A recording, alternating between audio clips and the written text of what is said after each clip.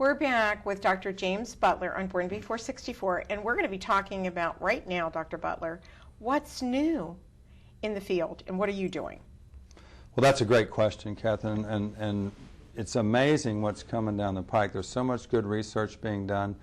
The cone beam CT, which is the CT scan in your dental office, is just getting out there. There's many dentists in Ohio who are getting them. My partner has one. And that's really opening our eyes about what's been done, because we can see what we've been doing with the 2D and how effective it's been. But we can also predict now what we're going to be doing for the next case, so that we have more specific locations and more specific ideas of exactly what we can do, so that when we get in there, we're not surprised anymore. It's called predictable outcomes. Okay, example. Okay. Give me an example. Well, an example is this. Say we've got someone with an extremely narrow jaw, and we're trying to figure out, how wide it is. Well, we can take a cone beam and we can actually measure digitally to within 1/100th of a millimeter any dimension we want, top to bottom, width, or actually thickness of the ridge or around the teeth that we want to replace. Well, when you're talking about the cone, are you talking about the thing that you would put near inside the mouth? The cone beam actually looks like a regular Panorex that everyone's been in, that goes around your head. Okay. It only takes 20 to 40 seconds. Right. There's a number of them out there, and it's a fantastic machine.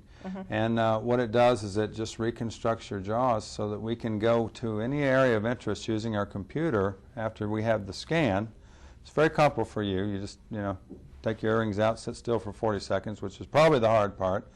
But then we've got all this great data. We can literally reconstruct your jaws the way we want in virtual reality, using implants and things that we can get right on the side of the computer and put them in here and see what's going to work, and then lock down that data and have a guide made so that when we get those implants in and we put those little holes in there, they're going to be exactly where they should be, at the same angle, same depth, and everything's going to be just perfect so that everything turns out great and you don't have to worry about it.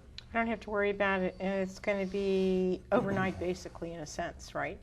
Yeah, once we have the plan and we can put these implants in, and since it's very predictable, the location, we can actually sometimes make teeth beforehand that will go on them, and we can do a lot of that in what we call immediate stabilization of crowns and bridges and dentures. And, wow. Yeah. Wow, that's unbelievable.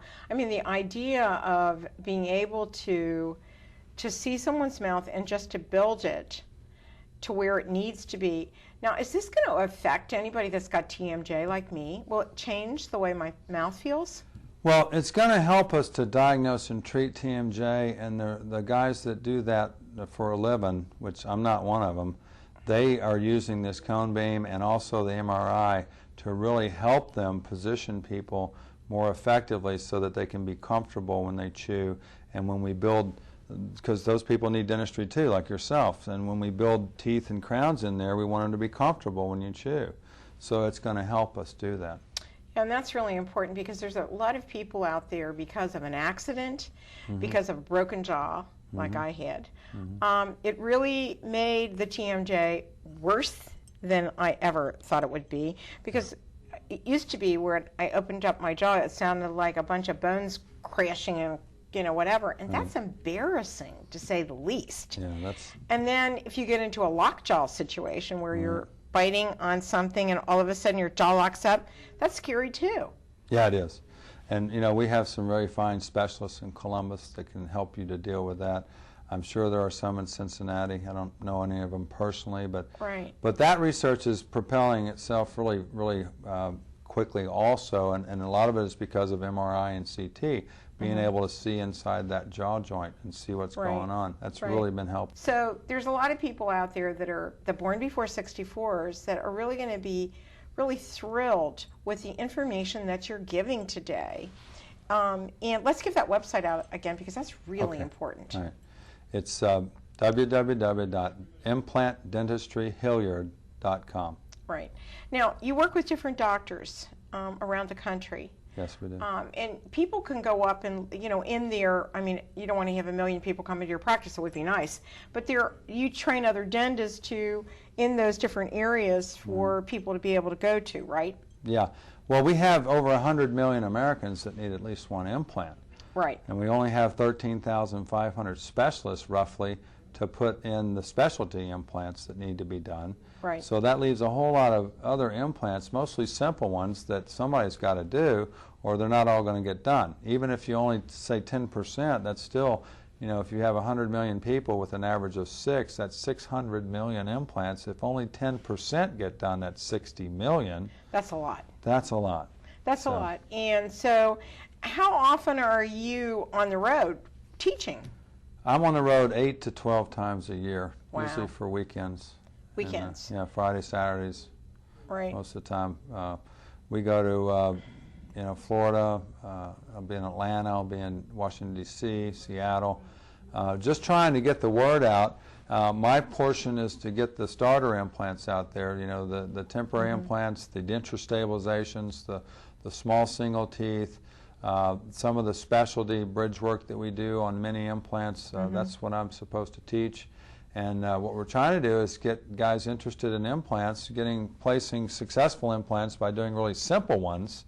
And that also helps them to do a better job of referring to their specialist too, because you would think that if I was doing a bunch of implants, my specialists would be unhappy, but they're not, because I send them what they need to do for the special stuff, the bone grafting, the difficult cosmetic implants that had to be just so to get the gum looking right.